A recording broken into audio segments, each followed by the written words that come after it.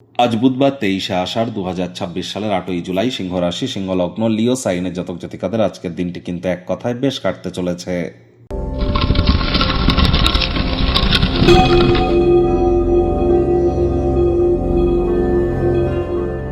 ভিডিওটির শুরুতে স্ক্রিনে আপনারা দেখতে পাচ্ছেন বুধ গ্রহের বীজ মন্ত্র ওম ব্রাং ব্রিং ব্রং সব বুধায় নমঃ।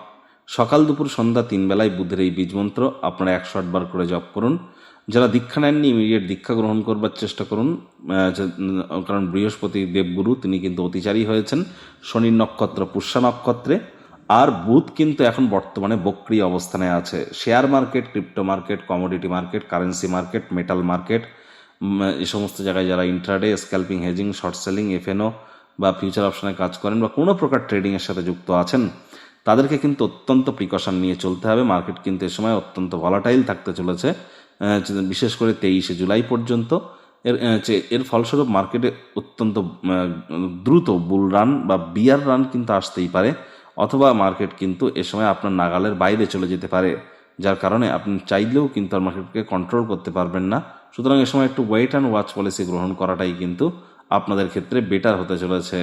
বৃহস্পতিবার করে সাত্ত্বিক জীবনযাপন পালন করুন। বাড়ির উত্তর পূর্ব দিকের কোণ অর্থাৎ ঈশান কোণে তামার, মাটির, কাঁচের বা পিতলের পাত্রে জল রাখুন আর রেগুলার চেঞ্জ করে দিন। স্টিল বা কোনো প্রকার প্লাস্টিকের জিনিস বাদ দিয়ে অন্য জিনিসগুলি আপনারা কিন্তু ব্যবহার করতে পারেন।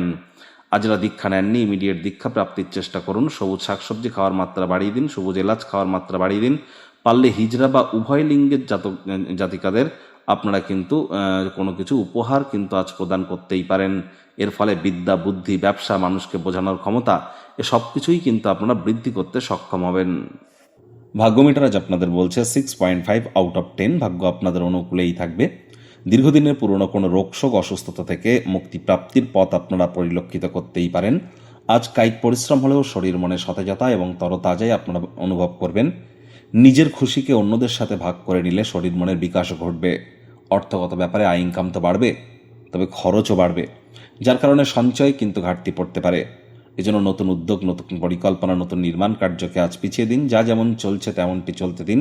মানি ম্যানেজমেন্টের দিকে নজর প্রদান করুন, টাইম ম্যানেজমেন্টের দিকে নজর দিন।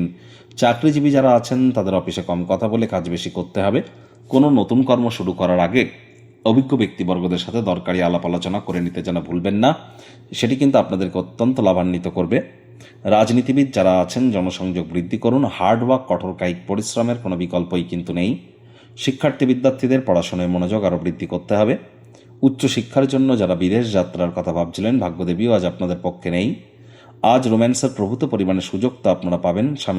স্বামী স্ত্রী, প্রেমিক প্রেমিকা, তৎসত্ত্বেও বলবো না ভাব ভালোবাসা রোম্যান্স, না তর্ক বিতর্ক অশান্তি, কোনোটাতেই বাড়াবাড়ি যেন করবেন না। অন্যান্য দিনের ন্যায় আজকের দিনটিকে সাধারণ হিসাবে ট্রিট করবার আপ্রাণ প্রচেষ্টা আপনারা করুন। আজ আপনারা বেশ জনপ্রিয় হবেন, সহজেই বিপরীত লিঙ্গের সদস্যদেরকে আকর্ষিত করবেন। তবে নজর রাখবেন যাদের জন্মছকে মঙ্গল শুক্র বা শুক্র রাহুর কম্বিনেশন একসাথে আছে, তাদের ক্ষেত্রে কিন্তু নজর দোষের প্রবলেমও থাকতে পারে। এর জন্য প্রয়োজনীয় জ্যোতিষতাত্ত্বিক পরামর্শ আপনারা গ্রহণ করুন। শত্রুপক্ষ, বিরোধী পক্ষ খুব একটি শক্তিশালী থাকছে না। পরিবার পরিজনদের সাথে ভাব ভালোবাসা বাড়বে। বন্ধুবান্ধব, পরিবারের সদস্যদের সাথে সময় কাটালে আপনি পুনরায় শক্তিকে সঞ্চয় করতে পারবেন। আপনার মানসিক শক্তিও কিন্তু বৃদ্ধি পাবে।